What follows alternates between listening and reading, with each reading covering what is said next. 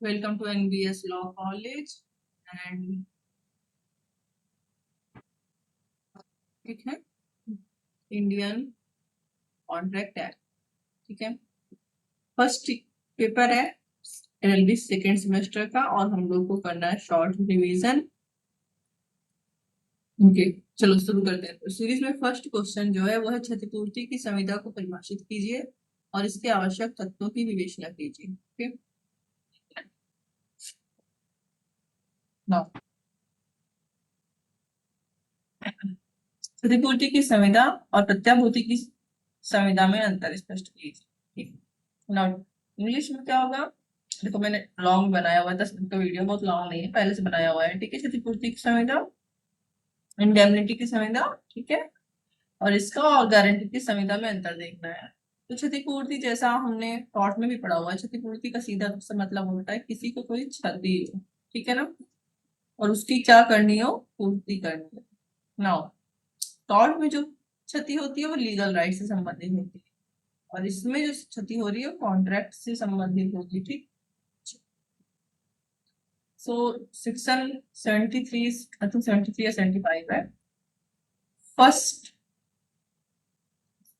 Semester में पढ़ा हुआ है। उसके बाद से लेकर 123 तक इससे अलग हो गया है Indian contract act bare act से और सेल्स ऑफ गुड्स एक्ट और पार्टनरशिप एक्ट बन गया है। ठीक है, तो हमारा 124 से सेकंड सेमेस्टर स्टार्ट होता है, भारतीय संविदा अधिनियम 1872। ठीक, चलो शुरू करते हैं। सबसे पहले क्या है, भारतीय संविदा अधिनियम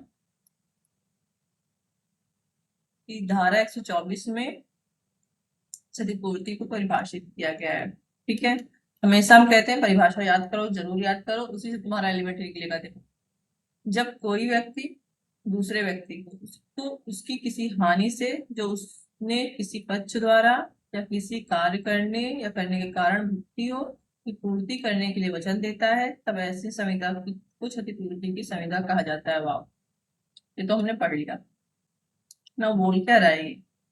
चलो इससे एलिमेंट निकालेंगे, समझ में आ जाएगा। कोई एक व्यक्ति है, ठीक है, दूसरे व्यक्ति, कितने व्यक्ति होंगे? दो व्यक्ति हो गए, मतलब दो पक्षकार हो गए। ठीक है, चलो किससे बचा रहा है? किसी हानि से। ठीक है, दूसरा एलिमेंट क्या हो गया? क्षति से या हानि से बचा रहा है। ठीक है, नुकसान से बचा रहा है। पहला एलिमेंट दो व्यक्ति या दो पक्षकार, दूसरा हानि या क्षति हुई है। तीसरा कैसे हुई है क्षति? तो किसी ऐसे कार्य के द्वारा की हुई है, किसी ऐसे कार्य के द्वारा। तो तीसरा, ठीक है, कैसे कार्य के द्वारा? जो उस पक्षकार ने, उस दूसरे पक्षकार ने जिसको हानि हुई है उसके स्वयं के द्वारा या किसी थर्ड पार्टी के द्वारा हुई है। ठीक है, और जो पहला पक्षकार है उसने यह वचन दिया है। ठीक है, चौथा क्या हो गया? एक वचन होगा कि जब तुमको ऐसी क्षति होगी तो मैं उसका नुकसान ही भरूंगा। अब इसको एग्जाम्पल से दिखाते तुमको। ठीक है, ना ये इंग्लिश वाला हो गया। इंग्लिश वाला, a contract by which one party promises to save the other। तो दो पार्टी हो गई इंग्लिश में भी। किस चीज से? लॉस कॉज टू हिम, नुकसानी से। कंडक्ट, ऐसे किसी कार्य से। तीसरा हो गया promiser himself or by the conduct of any other person is called a contract of indemnity। ठीक है, चार हो गया। क्या हो रहा है अब? अपनी लैंग्वेज समझते हैं, लेमैन लैंग्वेज में। ठीक है ना, एक व्यक्ति है एक्स, वो वाई से कहता है, संविदा करता है किसी चीज के बारे में कि अगर इस चीज के बारे में, जिस चीज के बारे में तुम संविदा कर रहे हो और तुमको नुकसान हुआ, ठीक है, वो चाहे जैसे हो, चाहे इसके खुद के कार्य से हो, इसके कार्य से हो या किसी थर्ड व्यक्ति के कार्य से हो, तो जो तुमको नुकसान हुआ होगा नुकसान मैं चुकाऊंगा, चाहे फिर जैसे भी हुआ हो। ठीक है ना, ऐसे भी नहीं समझ में आ रहा होगा तो एग्जाम्पल देखते हैं।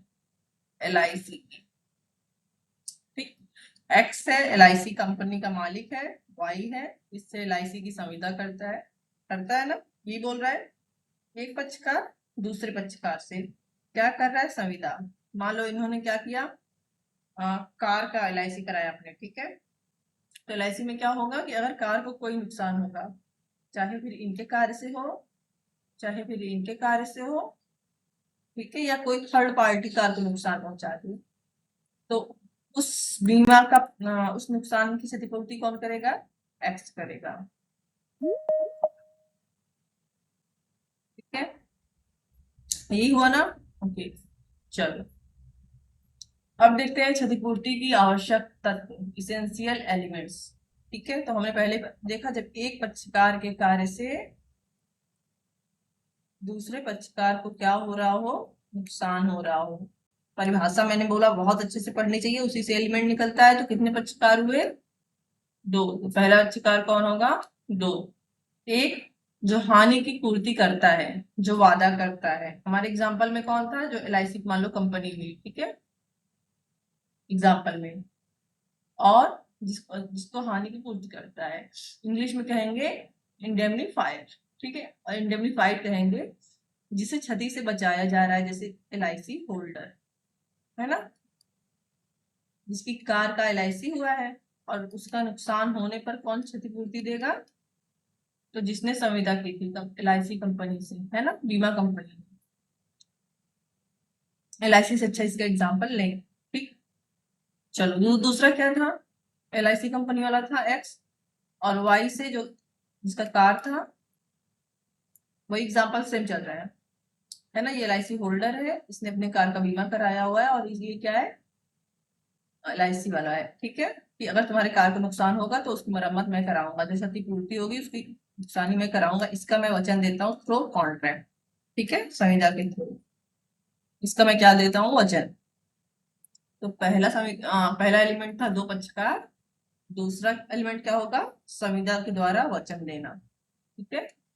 नाउ यह मौखिक और लिखित दोनों हो सकता है, छोटा मोटा है। फॉर एग्जाम्पल पापा बोल रहे हैं, जब बेटा मुझे सामान ले आ, ठीक है, तुम बोल रहे हो नहीं मैं नीचे जाऊंगा मेरी चप्पल टूट जाएगी। इनकेस मेरी चप्पल टूट गई, पापा कहे कोई बात नहीं, टूट जाएगी तो मैं तुझको दूसरा दिला दूंगा, ठीक है। पापा क्या कर रहे हैं? क्षतिपूर्ति का वादा कर रहे हैं ना। अब इसको लिखना नहीं पड़ता, ये नॉर्मल क्षतिपूर्ति, ठीक है। एग्जाम्पल के लिए मैं बता रही हूँ। एग्जाम्पल जब तुम आंसर में लिख रहे हो इसको लिख सकते हो एक्स या वाई करके, या LIC वाला एग्जाम्पल सबसे बेस्ट है, वही लिखना, ठीक है। और लिखित क्या होता है? जब हम LIC या बड़ा कॉन्ट्रैक्ट करते हैं, फॉर एग्जाम्पल LIC का, तो हम लिखित में करते हैं। तो कैसे हो सकता है? मौखिक भी हो सकता है और लिखित भी हो सकता है, ठीक है। और वचन किस चीज का होता है? किसी प्रकार की अगर क्षति होगी तो उससे बचाने का वादा करता है, ठीक है। बचाने का मतलब कैसे? क्षति से तो नहीं बचा पाएगा ना, क्षतिपूर्ति देगा फिर आपको वो, ठीक है। ओके, तीसरा क्या था? किस चीज का वचन दे रहा था? दो पक्षकार थे,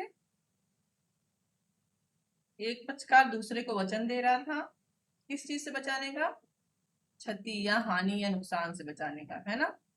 देखो रिपीट होकर फिर वही आ रहा है ना। तीसरा एलिमेंट सब परिभाषा में था, हानि से बचाने का वचन देता है, कौन देता है? एक्स वाई, ठीक है। किस प्रकार की हानि से बचाने का? जो चाहे इसके कार्य से हुई हो, चाहे इसके कार्य से हुई हो, या किसी थर्ड पार्टी के कार्य से हुई हो, किसको हुई हो? उसको हुई हो, ठीक है। चलो, नुकसान या तो वास्तविक होना, ठीक है, नुकसान वास्तविक होना चाहिए, मतलब एक्चुअल होना चाहिए, ठीक है। ओके, जैसे फॉर एग्जांपल अगर कार को नुकसान हुआ है तो दिखना चाहिए। इमोशनल डैमेज कार को नहीं होगा, है ना, फूटेगी फूटेगी तो दिखेगा, अच्छा था। नाउ जो संविदा हुई है वो कानूनी संविदा होनी चाहिए, ठीक है। जिस चीज की क्षतिपूर्ति के लिए संविदा हो रही है वो कानूनी होनी चाहिए। नाउ एक्स वाई से जिस कार के लिए संविदा किया है वो वाई की लीगल कार होनी चाहिए। अगर वाई चोरी का कार लाता है और उस पर संविदा करता है तो ये ऑब्जेक्ट ही अनलॉफुल है, ठीक है, विधि पूर्ण नहीं है, ठीक है। फॉर एग्जाम्पल यहाँ एक्स से वाई कहता है मैं जा रहा हूँ सी के घर में चोरी करने, और अगर मेरा वहां मोबाइल खो गया या मेरी बंदूक टूट गया, सॉरी, मान लो मैं कार से जा रहा हूँ, ठीक है, संविदा करने। नाउ अगर मैं वहां गया, मैं पकड़ा गया, मेरी कार पकड़ी गई, हमको कोई डैमेज हुआ, तो तुम क्या करोगे? पूर्ति दोगे? नहीं, चोरी क्या है, लॉफुल ऑब्जेक्ट नहीं है, कार्य ही आपका। चलो, तो उसी कार्य का क्षतिपूर्ति दी जाएगी जिसका उद्देश्य विधिपूर्ण रहा होगा, ठीक है। कंसिडरेशन आवश्यक है। देखो तुम लोगों ने पार्ट 1 से पढ़ा है कि नहीं तो हम नहीं बता सकते है ना। हम शुक्ला सर अच्छे पढ़ाए लेकिन तुम लोग को रट के चले आए होगे, फिर हमको पता नहीं तुम लोग को याद है कि नहीं। बट प्रतिफल याद है। जब कोई हम किसी के लिए कोई काम करते हैं, सबसे सिंपल एग्जांपल है, फॉर एग्जांपल हमने किसी चॉकलेट खरीदा, ठीक है। बदले में उसने हमको चॉकलेट दिया, हमने उसको पैसा दिया। तो उसने जो हमको चॉकलेट दिया वो अपना प्रतिफल दे रहा है, ठीक है। और उस प्रतिफल के बदले में हम उसको पैसा दे रहे हैं, ये हमारा प्रतिफल है, ठीक है। दोनों तरफ से प्रतिफल चल रहा है, इसी को प्रतिफल कहते हैं, ठीक है। ना हो अगर क्षतिपूर्ति की संविदा हो रही है तो कोई फ्री में तो किसी के काम आएगा नहीं, है ना, पापा के अलावा। पापा वाला एग्जाम्पल इसीलिए बोले मत लिखना, है ना। पापा वापस लेंगे नहीं, बच्चे सलाह तेरा स्लीपर टूट गया, नया लाया हूँ पैसा दे, है ना। तो LIC कंपनी वाले क्या करते हैं, अपनी किस्त जमा करवाते हैं ना, उसके बदले में देते हैं, ठीक है। चलो प्रकार देखते हैं, कितने प्रकार की क्षतिपूर्ति की संविदा हो सकती है, ठीक है। तो व्यक्तिक क्षतिपूर्ति, देखो इसका अर्थ होता है एक्सप्रेस। एक्सप्रेस का मतलब होता है गाड़ी नहीं है, झुक झुक झुक वाली एक्सप्रेस नहीं, ठीक है। एक्सप्रेस मतलब अपनी बात को एक्सप्रेस करना, ठीक है। चाहे लिख कर चाहे मौखिक रूप से, मतलब बोलकर, ठीक है, चाहे लिख कर अपनी बात को स्पष्ट रूप से सामने वाले को बताना कि मेरा क्या कहने का मतलब है, ठीक है। स्पष्ट रूप से बताना, इसी को कहते हैं, ठीक है, व्यक्तिक क्षतिपूर्ति, ठीक है, या अभिव्यक्ति क्षतिपूर्ति। अभिव्यक्ति भी बोलते हैं ना, अभिव्यक्ति की स्वतंत्रता आर्टिकल 19 में पढ़े। अभिव्यक्ति मतलब अपनी बात को सामने वाले को अच्छे से समझा देना। और दूसरा होगा निहित क्षतिपूर्ति। निहित क्या होता है, देखो कोई भी कार्य दो तरीके से होता है, या तो सामने वाले को क्लियरली दिखाकर, मतलब बताकर, ठीक है। कैसे, या तो आप बोलकर बता देते हो हाँ भैया ये काम करना है, और नहीं तो लिख कर बता देते हो, जिससे कि सामने वाला आपकी बात अच्छे से समझ जाए। और दूसरा क्या होता है, आचरण द्वारा, है ना, आचरण द्वारा।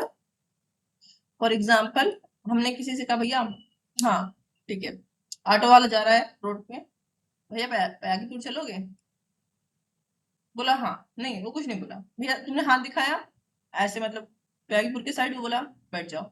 अब तुम उसमें बैठ गया, तुमने ये नहीं पूछा कितना किराया लगेगा, ठीक है, वो ले गया, तुमको पैगापुर छोड़ा, तुमने किराया दिया, वो ले लिया, क्योंकि तुम लोग पहले से जानते हो कि कितना किराया लग रहा है वगैरह। तो तुमने यहाँ क्या किया, आचरण के द्वारा एक्सेप्ट कर लिया है। और अच्छा एग्जाम्पल देखना है तो मुस्लिम लॉ में जो कुरान और उसका शरीयत, क्या नाम, नाम याद रखो, आई थिंक हदीस था शायद, हाँ सॉरी यार मुझे कंफर्म नहीं है, याद अभी ध्यान नहीं आ रहा। तो कुरान में क्या है, लिखित कानून है इस्लाम का, है ना। और दूसरे वाले में क्या है कि मोहम्मद साहब ने जिस चीज पे क्लियरली नहीं बोला था उस चीज को लिखा गया है। आई थिंक सुन्नत होगा, वो सुन्नत नहीं होगा, ठीक है, अनक्लियर। चलो, जो आचरण के द्वारा चीज होती है उसको निहित या इम्प्लाइड कहते हैं, ठीक है ना, जो हम लोगों के व्यवहार से समझ लेते हैं। फॉर एग्जाम्पल जब मम्मी कहती है आप बदमाशी ना कर, तुझे मारूंगी, तो बिल्कुल नहीं, बट हम जानते हैं कि मम्मी तो कूट देगी जाने पर, क्योंकि हम आचरण से समझ रहे हैं ना। चलो, क्षतिपूर्ति की संविदा में पक्षकारों के अधिकार और कर्तव्य क्या होंगे। तो क्षतिपूर्ति की संविदा में दो ही पक्षकार थे, तो दोनों के अधिकार देख लो, दूसरे के कर्तव्य देख लो, हमेशा याद रखना, अगर नहीं याद हो रहा तो मोस्टली क्या होता है 90% कि जो एक पक्षकार का राइट होता है, मतलब अधिकार होता है। अधिकार कैसे मिलेगा, जब दूसरे वाले का तुम्हारे प्रति क्या हो, वो ड्यूटी कर्तव्य हो, ठीक है। तो जो तुम्हें एक लोग का अधिकार याद करना वही दूसरे वाले का कर्तव्य याद कर लेना, अगर पूरा सही से नहीं याद कर रहे हो, ठीक है। एनर्जी भर के लिए पर्याप्त है। चलो चलो, क्षतिपूर्ति दाता, जो क्षतिपूर्ति देने की बात कर रहा है, यहाँ पे LIC होल्डर एग्जाम्पल में लिख लो, ठीक है, याद करने के लिए। तो पापा का लिख लो, ठीक है। तो क्या ड्यूटी है पापा की, हानि होने पर मुआवजा देगा, ऑफ कोर्स इसीलिए संविदा किया LIC होल्डर ने, है ना, इसी ने पापा ने कर्जा सामान लिया। दूसरा, सिर्फ वही संविदा नहीं करेगा, फॉर एग्जाम्पल मान लो कार का एक्सीडेंट हो गया, तो कार को सिर्फ मेंटेन करने का खर्चा नहीं देगा, ठीक है। कार से, भाई मान लो कार किसी के पेड़ में जाकर लड़ गई, या किसी के दूसरे की कार में जाके लड़ गई, या किसी को घायल कर दिया ना, अब क्या चलेगा, केस चलेगा, लॉ केस चलेगा, और भी खर्चा आएगा, दवाई वगैरह, वो सब चीजें भी देगा, ठीक है। लेकिन तभी देगा जब क्षतिपूर्ति की संविदा, जो मतलब फॉर एग्जाम्पल मान लो कार की संविदा हुई थी, तो बाकी खर्चों का भी उसमें जिक्र था कि अगर और कुछ हुआ, किसी कोई घायल हुआ, कोई एक्सीडेंट हो गया, किसी को नुकसान हुआ, इन सब का उल्लेख भी हमने जब LIC की संविदा साइन की उसमें कर लिया था, तभी मिलेगा, नहीं तो नहीं मिलेगा। ठीक, चलो। अब मैंने अभी जस्ट बोला कि जो एक लोग का कर्तव्य होगा वही दूसरे लोग का अधिकार होगा। इसमें क्या है, क्षतिपूर्ति जो दे रहा है ना, उसका ये ड्यूटी है कि वो क्या दे, मुआवजा दे, क्षतिपूर्ति दे। तो दूसरे वाले का ये अधिकार होगा, ठीक है, कि वो क्या करे, सभी खर्चे या हानियों को प्राप्त करे, वसूल करे। ठीक है। और अगर संविदा में था कि क्षतिपूर्ति करता क्या देगा, न्यायालय का भी खर्चा देगा, तो ये दूसरे वाले का अधिकार होगा कि वो न्यायालय का खर्चा भी प्राप्त करे। ठीक है, चलो। दो बहुत है। लॉ वाले नोट्स में अच्छा खासा है, जो मैंने PPT वाले नोट्स भेजा उसमें से देख लिया है, ठीक है, नहीं तो क्लास जाके देख लिया है। चलो, महत्वपूर्ण निर्णय क्या है, चलो ये वाला याद कर लेना, आज तुम्हारी सीरीज में होगा, गजन्ना मोरेश्वर वर्सेस मोरेश्वर मदन। क्यों मैं ये वाला बोल रही हूँ, याद करने में आसानी रहेगा। मोरेश्वर बनाम मोरेश्वर दोनों में है ना, इसमें मदन है, इसमें गजानन है। और ध्यान से देखना, गजानन क्या खाते हैं, मोदक खाते हैं। ठीक है, मदन नहीं नहीं खाते, लेकिन तुम इसको ऐसे याद कर सकते हो, है ना। अगर याद आ रहा है तो डेट डालना, नहीं याद आ रहा तो नहीं डालना। अगर कुछ नहीं याद आ रहा तो इसको केस को ऐसे लिख देना, गजानन मोरेश्वरवाद। ठीक है, एक महत्वपूर्ण मामला था जिसमें सुप्रीम कोर्ट, जिसमें माननीय सुप्रीम कोर्ट नहीं, sorry, I think Bombay high court का है, ठीक है, कहा कि क्षतिपूर्ति का अधिकार तब भी होता है जब नुकसान की संभावना हो, ना कि केवल नुकसान घटित होने पर। कोर्ट ने कहा कि तब भी आपको क्षतिपूर्ति मिलेगी जब आपको नुकसान की संभावना हो, ना कि जब क्षतिपूर्ति एकदम क्लियर हो जाए। हाँ, फॉर एग्जाम्पल आपने फल का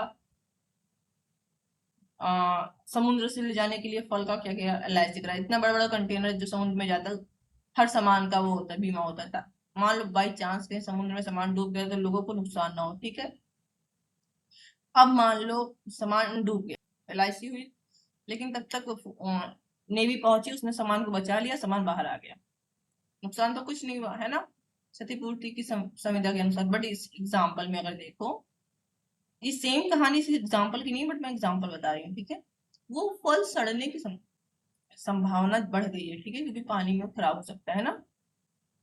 ऐसे कुछ भी जो नुकसान का कारण बढ़ा दे, है ना, नुकसान की संभावना बढ़ा दे, उसमें भी क्षतिपूर्ति मिलेगी। हाँ, उस हिसाब से मिलेगी। ठीक है,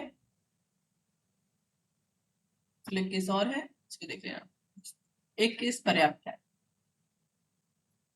चलो, नाउ सेकेंड टॉपिक आ गया। देखो हमने क्या देखा था, क्षतिपूर्ति की संविदा, दो क्वेश्चन था, क्षतिपूर्ति की संविदा क्या है और क्षतिपूर्ति वर्सेस प्रत्याभूति। तो जब क्वेश्चन ऐसे आए ना, अगर एक क्वेश्चन में दो चीज पूछा रहे तो तुमको दोनों आंसर देना है, एक चीज 10 पेज का लिखकर और दूसरा आधा पेज का लिखकर, छूना नहीं है, ऐसा नहीं करना है। ठीक है, चलो, प्रत्याभूति की संविदा क्या होती है, तो प्रत्याभूति की इंग्लिश देख लो, गारंटी।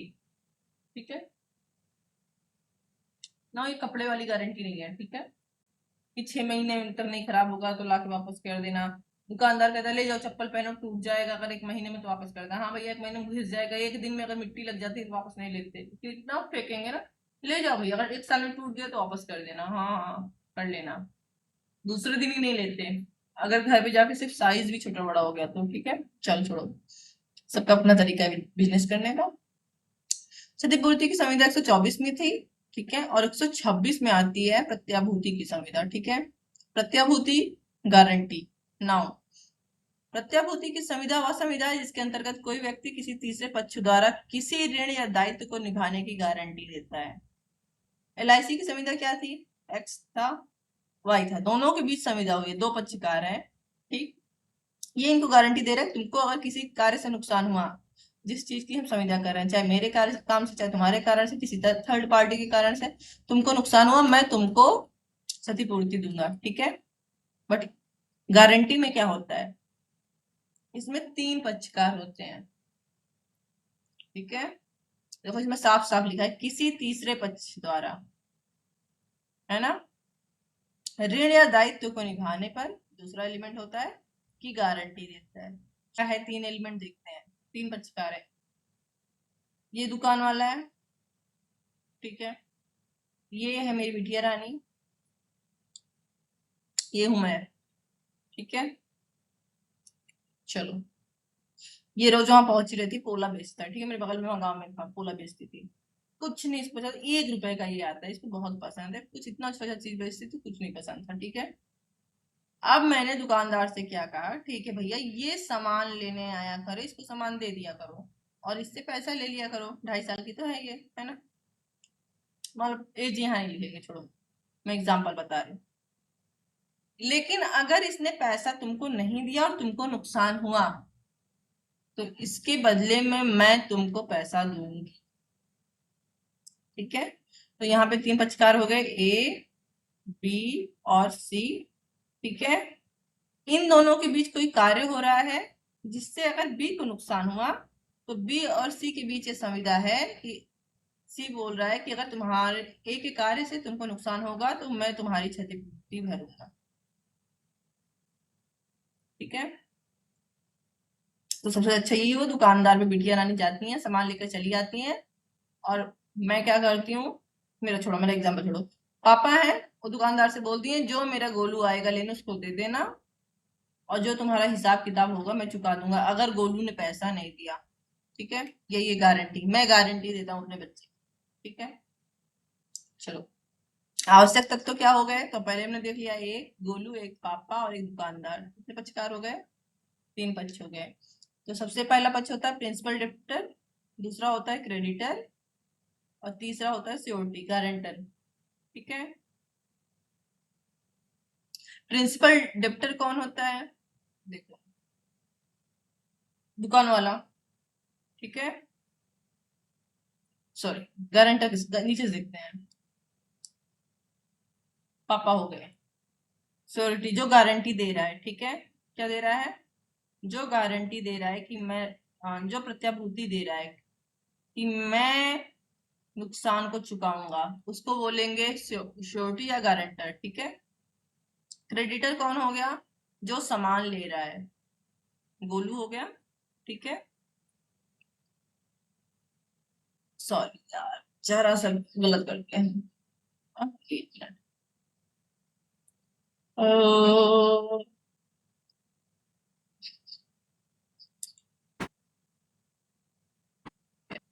गलत बता दिया, ठीक है। सबसे पहले पापा गारंटर हो गए, उसके बाद क्रेडिटर आएगा। क्रेडिटर मतलब होता है जो सामान ले रहा है, ठीक है। फिर हम गड़बड़ कर रहे हैं, एक मिनट, ओके। क्रेडिटर होगा जो सामान दे रहा है, ठीक है।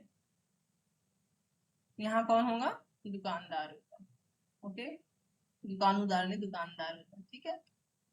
और प्रिंसिपल डेप्टर होता है वह व्यक्ति, डेप्ट मतलब होता है जो क्या लेता है, लोन ऋण लेता है, इसको डेप्ट से कट करो, ठीक है। सो ये हो गया ऋणी, मुख्य ऋणी, ठीक है। तो एग्जाम्पल में कौन था, गोलू था, ठीक है। नाउ ये गोलू हो गया, ये क्या है, मुख्य ऋणी है, क्यों, क्योंकि यही सामान लेकर गप्पे से खा जा रहा है, ठीक है। और कौन यहाँ पे क्रेडिटर है, दाता कौन है, शॉप वाला जो सामान दे रहा है, ठीक है। और गारंटर कौन है, पापा है जो गारंटी दे रहे हैं, ठीक है। आई होप कि तीनों पक्षकार कौन कौन है समझ में आ गया, 3 पक्षकार होंगे। चलो, अब देखते हैं लाइबिलिटी, देखते हैं सबकी, सबका क्या क्या दायित्व है, ठीक है। तो दायित्व का क्या मतलब होगा, यहाँ पे देखो भाई, ऋण लिया जा रहा है तो जो भी दायित्व है वो ऋण को चुकाने से संबंधित होगा, ठीक है, ऋण को चुकाने से संबंधित होगा।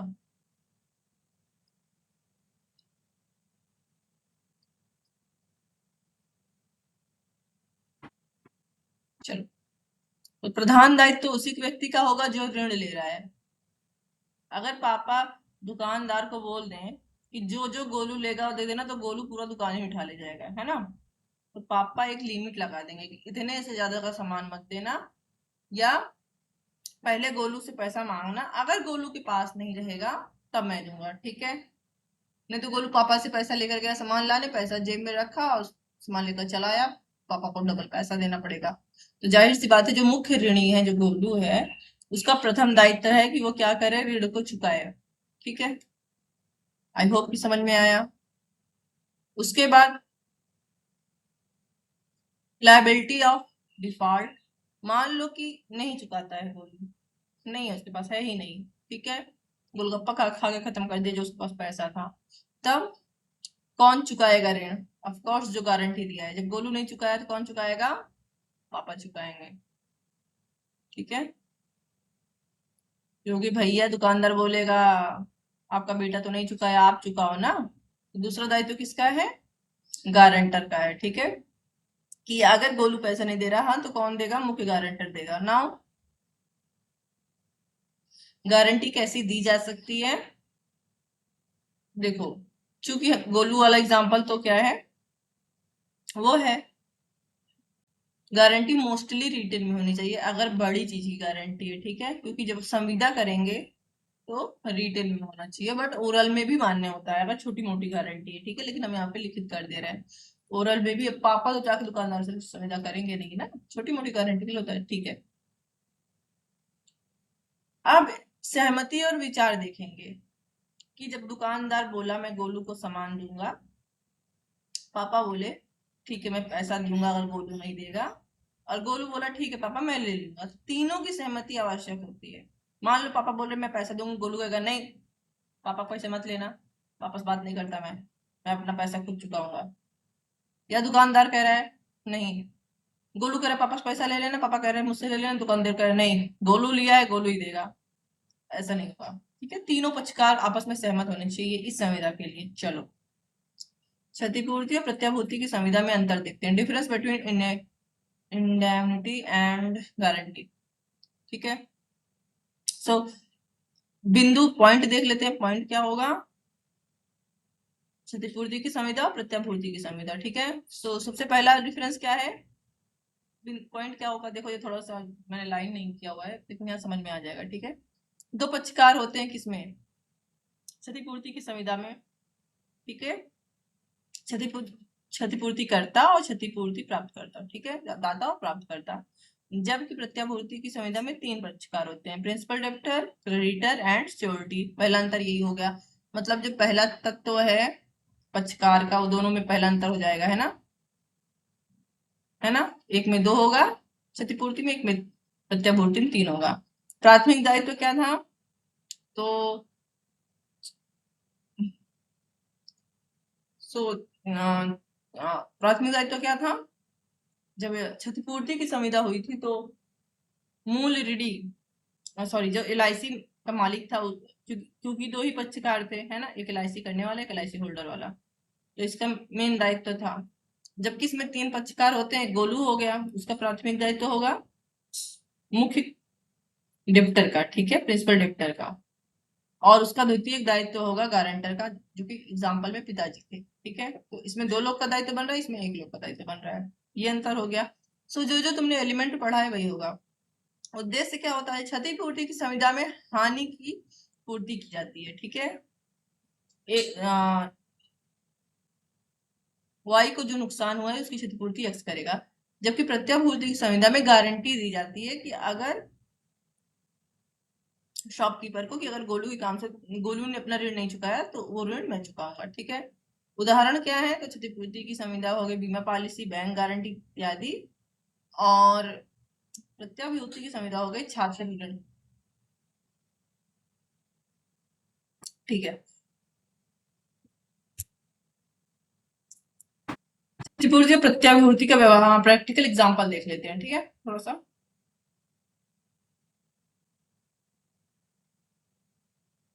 कॉन्ट्रैक्ट ऑफ इंडेमनिटी का देख लेते हैं। बीमा कंपनी प्रीमियम देती है जो हमने भी देखा हुआ है नुकसान की भरपाई करने का, वो एग्जांपल होगा।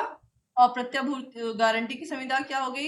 ए एक बैंक से ऋण लेता है और बी उसकी गारंटी देता है कि अगर ए डिफॉल्ट करता है तो बी भुगतान करेगा। बहुत अच्छा एग्जांपल है, ए गया बैंक से ऋण लेने, ठीक है, बैंक से, तो अभी हम जमीन का लोन लेने जाए, कोई भी लोन लेने जाए तो बैंक क्या मांगता है? गारंटर। और जमीन का लोन लेने के लिए मोस्टली सरकारी नौकरी वाले का मांगता है ना। और क्या होता है गारंटर का कार्य कि अगर डिफॉल्ट कर गया पैसा नहीं देगा तो बैंक इससे पैसा वसूलेगा। ठीक है, क्योंकि ये गारंटी दी है। बहुत अच्छा एग्जांपल हो गया। ठीक है, चलो, न्यायिक मत और विधिक सिद्धांत, जुडिशियल व्यू एंड डॉक्ट्रिन्स। ठीक, चल गया। न्यायिक मत और विधिक सिद्धांत, ठीक है। हमने ये भी पढ़ा क्षतिपूर्ति की संविदा में जो LIC का मालिक होता है, ठीक है, इंडेमनीफायर, उसकी प्रत्यक्ष जिम्मेदारी होती है कि अगर होल्डर को नुकसान होगा तो वो पैसा देगा। और प्रत्याभूति की में श्योरिटी मतलब गारंटर, ठीक है, गारंटर कौन था, पापा, है ना, का दायित्व संभाव्य कॉन्टिजेंट होता है, कॉन्टिजेंट होता है। कॉन्टिजेंट मतलब क्या होता है, समाश्रित होता है। समाश्रित का क्या मतलब हुआ कि जो मेन रीडी है, एग्जाम्पल में कौन था, गोलू, जो मेन रीडी है, जैसे यहाँ बैंक वाले में ए, अगर मेन रीडी अपना पैसा नहीं चुकाएगा तब इसका गारंटर का नंबर आएगा, ठीक है। बट LIC वाले में क्या होता है, क्योंकि LIC मालिक ने ही संविदा कही है, उसको ही चुकाना पड़ेगा। निष्कर्ष हो गया। निष्कर्ष में फिर वही हम बोलेंगे छोटा सा हिस्से ऑन द होल टॉपिक, जो भी तुम इंपॉर्टेंट समझे हो टॉपिक का, ठीक है।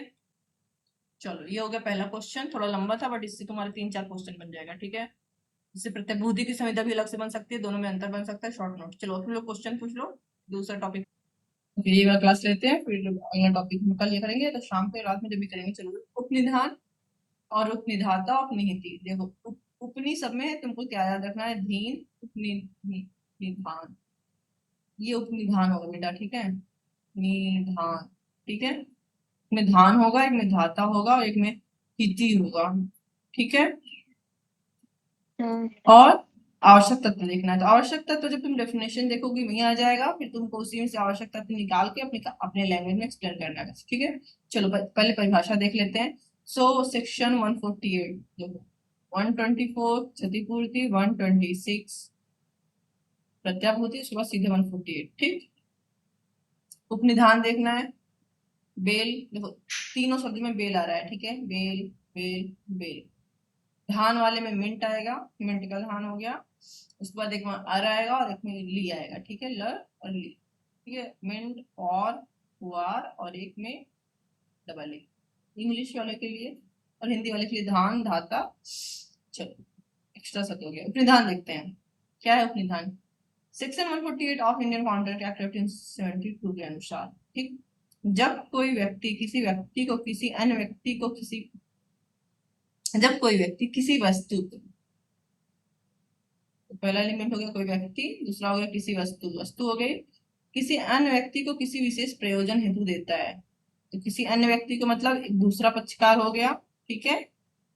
थर्ड एलिमेंट हो गया, वस्तु को किस लिए दे रहा है, किसी विशेष प्रयोजन के लिए दे रहा है, फोर्थ एलिमेंट हो गया। और एक शर्त रहती है, पांचवा एलिमेंट हो गया, कि जब वह प्रयोजन पूर्ण हो जाए, तो छठवा एलिमेंट होगा प्रयोजन का पूर्ण होना, तो वस्तु वापस कर दी जाएगी। और ये हो गया सातवां एलिमेंट, ठीक है। यह निर्दिष्ट दिशा के अनुसार लौटा दी जाएगी, उसे उपनिधान कहा जाता है। तो सिंपल हो गया, एक व्यक्ति है, दो पक्षकार हो गए, ठीक है, दो पक्षकार हो गए। एक व्यक्ति जो कोई अपना सामान दे रहा है, कोई वस्तु दे रहा है, और एक दूसरा व्यक्ति है जो उसको प्राप्त कर रहा है वस्तु को, ठीक है। पहला एलिमेंट होगा दो पक्षकार, दूसरा एलिमेंट होगा कोई वस्तु, है ना, इतना सिंपल हुआ। तीसरा देखते हैं, तीसरा क्या है, किस लिए दे रहा है, उद्देश्य क्या है देने का, ये तीसरा एलिमेंट होगा। उस वस्तु को यूज करने के लिए, ठीक है, इस प्रयोजन चाहे का हो चाहे उद्देश्य का हो, ठीक है। कौन यूज करेगा, दूसरा पक्षकार। फिर चौथा एलिमेंट क्या होगा, जब उस वस्तु को इस शर्त के साथ देगा, शर्त है जो वस्तु को जिस यूज के लिए, जिस कार्य के, जिस प्रयोजन के लिए दिया गया था, वो प्रयोजन जब पूर्ण हो जाए तो क्या करेगा, पांचवा एलिमेंट उसको वापस कर देगा। ना दो चीज होगा, या तो जिसने उसको दिया था उसको वापस कर देगा, और या तो जिसने दिया था उसके अनुसार उस वस्तु का यूज कर लेगा। क्या बोल रहा है ये, फॉर एग्जाम्पल एक्स ने वाई को ट्रैक्टर दिया था, ठीक है, खेत जोतने के लिए। अब वाई ने ट्रैक्टर से खेत जोत लिया है, अब शर्त पूरी हो गई, इसको ट्रैक्टर, या तो ये एक्स को वापस कर दे, एक्स को वापस कर दे, है ना, या एक्स के कहने के अनुसार, मान लो एक्स कह रहा है ठीक है मुझे वापस ना करो, उस ट्रैक्टर को तुम क्या करो अपने पास रखो, या एफ को दे दो, ठीक है।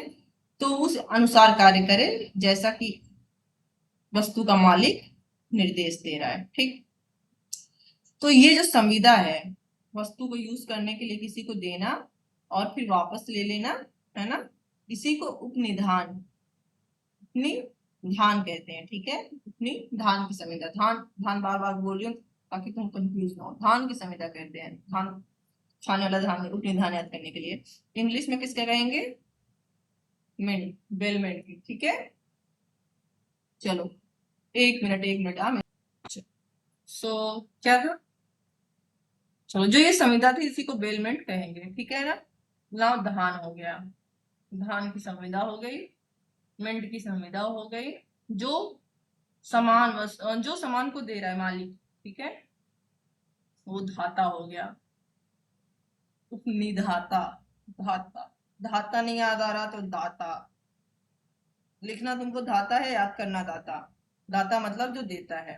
ठीक है, और उपनी, उपनीतियों का हिति, हिति मतलब जिसका हित हो रहा है। ठीक है, ई बेल, देखो बेल मेंट हो गया, संविदा को कहेंगे, और जो दे रहा है, ठीक है, और दे रहा है, और ली इंग्लिश में ई डबल ई, सॉरी, बेली। ठीक है, ज हिती है तो हिंदी में उपनिधान की संविदा हो गई, देने वाला निधाता कहलाएगा, और प्राप्त करने वाला उपनिहिती जिसका हित हो रहा है। होप कि तीनों पक्षकार याद रहे।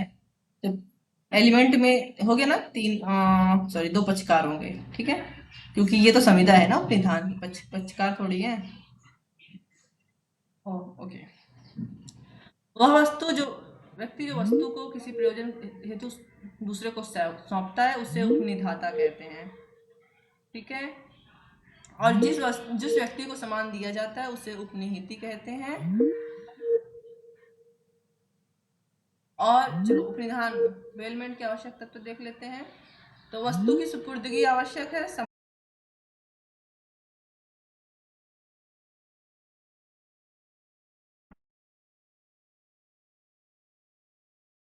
कर लेते टॉपिक उपनिधान के आवश्यक तत्व, और फिर मैंने बीच में ब्रेक ले लिया था। ठीक है, सो ओके, सो उपनिधान के आवश्यक तत्व क्या होंगे?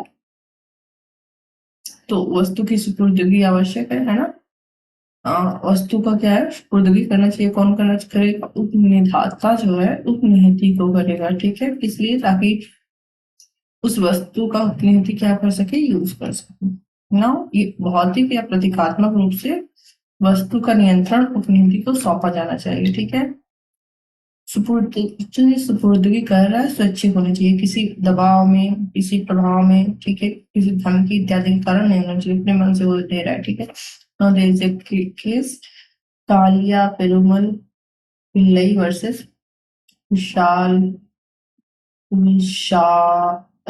विशालक्ष्मी, ओके, 1938। न्यायालय ने कहा कि उपनिधान तब तक नहीं माना जा सकता जब तक कि वस्तु का वास्तविक या प्रतीकात्मक हस्तांतरण ना हो गया हो, मतलब आप यूज के लिए इसको ट्रांसफर ना कर दिए। ठीक है, ओके। दूसरा एलिमेंट क्या है, ट्रांसफर किस लिए हो रहा है? उपनिधाता द्वारा उपनिधि को विशिष्ट प्रयोजन के लिए, किसी प्रकार के प्रयोजन के लिए, किसी प्रकार के यूज के लिए, ठीक है, स्पेसिफिक पर्पस के लिए वस्तु एक निश्चित प्रयोजन के लिए दी जानी चाहिए।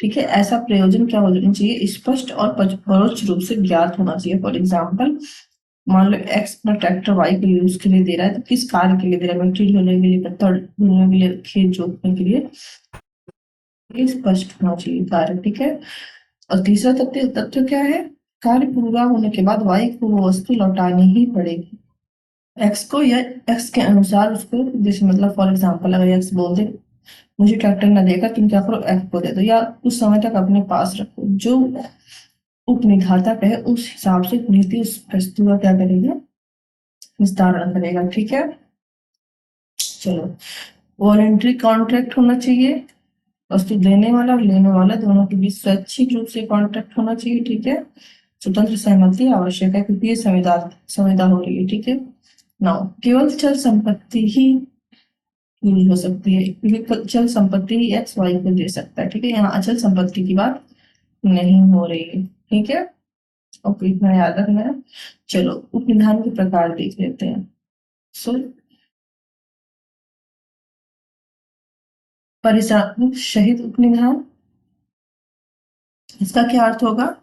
एक्स जब वाई को अपनी प्रॉपर्टी दे रहा है तो बदले में कुछ प्रतिफल लेगा। ठीक है, कुछ परिश्रम लेगा। ऑफकोर्स ट्रैक्टर खेत की जुताई कर रहा है तो अपना खर्चा लेगा जो उसका भुगतान किराया लगता है। और पारिश्रमिक उपनिधान क्या, इसमें क्या होता है? दूसरे वाले में एक्स जिस कार्य के लिए वाई को सामान दे रहा है उससे जो वाई को फायदा हो, ठीक है, उस फायदे में वो हिस्सा लेगा। ठीक है, चलो उपनीति के कर्तव्य क्या है? ना मैंने पहले बोला है, जो दाता के कर्तव्य है, जो एक पक्षकार के कर्तव्य होता है वो दूसरे का दायित्व हो, सॉरी अधिकार हो जाता है। ठीक है, ना देखो संपत्ति कौन ले रहा है? हिती ले रहा है। ठीक है, निहिति ले रहा है, तो जाहिर सी बात है जिसके पास संपत्ति जाएगी उसको दायित्व बनेगा ज्यादा। और फिर जिसकी संपत्ति गई है, किसकी? धाता की, उपनिधाता, इसका क्या हो जाएगा? वो अधिकार हो जाएगा। ठीक है, तो जिसके पास संपत्ति गई है उपनिधि वेल ई, वेली के पास ई डबल ई याद रखना, वाक्य में वेल है, इंग्लिश वालों को बता रहे हैं। तो क्या ड्यूटीज ऑफ वेली? सेक्शन 151 कहता है वस्तु की उचित देख करेगा, जो भी वस्तु उसको विधाता ने दी है, अनुचित प्रयोग नहीं करेगा। अनुचित प्रयोग मतलब जिस काम के लिए दी गई है उसी काम के लिए यूज करेगा, वस्तु को समय पर वापस करेगा। ठीक है, उपनिधाता के निर्देशों का भी पालन करेगा और प्रॉपर्टी जो दी गई है उपनिधाता द्वारा उसको, उसके बारे में जो उपनिधाता कुछ निर्देश दे रहा है किस प्रकार को वापस करना है, किसी और यूज में भी यूज करना है। ठीक है, कॉक्स वर्सेस बर्नार्ड 1703 का केस है, ब्रिटिश केस है। उपनीति वस्तु का प्रयोग अनुचित रूप से करता है और हानि होती है तो वह उत्तरदायी होगा।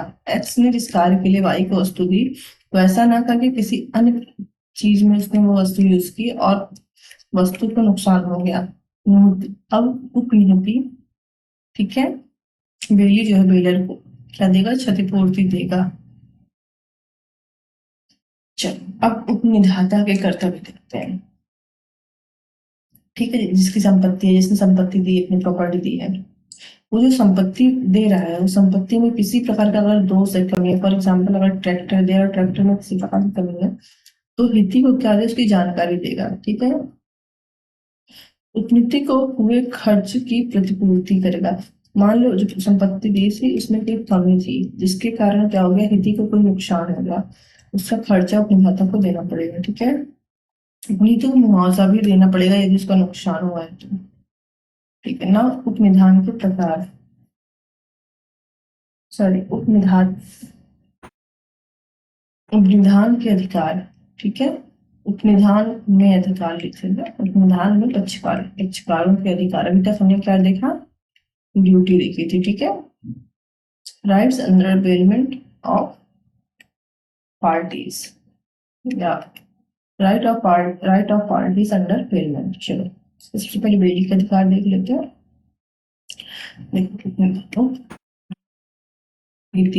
ठीक है, डबल ई जहाँ है वहां हिती होगा। आवश्यक प्रतिपूर्ति का अधिकार, तो ये क्या था? ये उपनिधाता जिसने संपत्ति दी थी उसका दायित्व था कि अगर खराब संपत्ति दी है और उपनिधि को कोई नुकसान होता है तो उसको क्या, उसका दायित्व है कि वो उसको क्या दे? सारा क्षतिपूर्ति दे। नाउ मैंने फिर बोला जो उसका दायित्व है वो इसका क्या हो जाएगा? अधिकार हो जाएगा।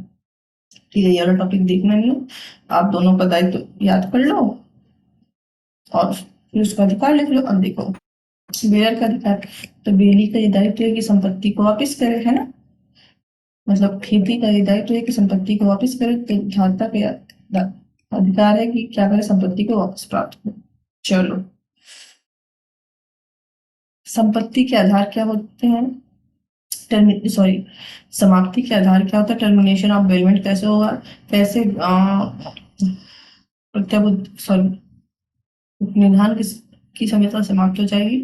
तो जिस कार्य के लिए संपत्ति दी गई है वो कार्य पूर्ण होने पर समय सीमा, मान लो 1 हफ्ते के लिए दिया गया था प्रॉपर्टी ट्रैक्टर, 1 हफ्ते तक आप जो, तो समय सीमा समाप्त हो गई है। या उन्होंने ट्रैक्टर जिस कार्य के लिए, ये सामान जिस कार्य के लिए दिया था, जिस शर्त पर दिया था उस शर्त का क्या कर दिया, हिति ने उल्लंघन कर दिया है। ठीक है, चलो, यह वस्तु का विनाश हो गया है। जिस वस्तु को उपनिधाता ने हिति को दिया था यूज करने के लिए, संपत्ति ही नष्ट हो गई। विशेष अवधारणाएं लिख लेते हैं। स्पेशल कॉन्सेप्ट इन उपनिधान बेलमेंट।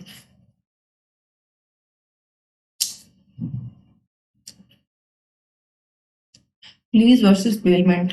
सो उपनिधान और गिरवी में अंतर देख लेते हैं। ठीक है, तो जो गिरवी है वो भी अपने आप में एक प्रकार का उपनिधान है। ठीक है, कैसे, इसमें क्या होता है, जो संपत्ति होती है गिरवी में, प्लीज मतलब होता है गिरवी, किसी के पास अपनी संपत्ति, किसी को कुछ पैसों के लिए गिरवी रखना।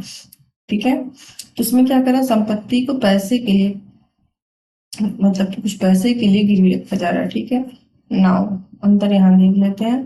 चलो, बेलमेंट में क्या होता है, किसी संपत्ति को कार्य के लिए दिया जाता है ना, उपनिधान में, जबकि गिरवी में किसी वस्तु को ऋण प्राप्त करने के लिए दिया जाता है। ठीक है, इसमें संपत्ति का उद्देश्य, जिस कार्य के लिए दिया गया वो कार्य पूर्ण होने पर या वो उद्देश्य पूर्ण होने पर वापस चली जाती है। इसमें जिस ऋण के बदले में संपत्ति ली गई थी, ठीक है, सॉरी दी गई थी, वो ऋण चुकाने पर संपत्ति वापस आ जाएगी।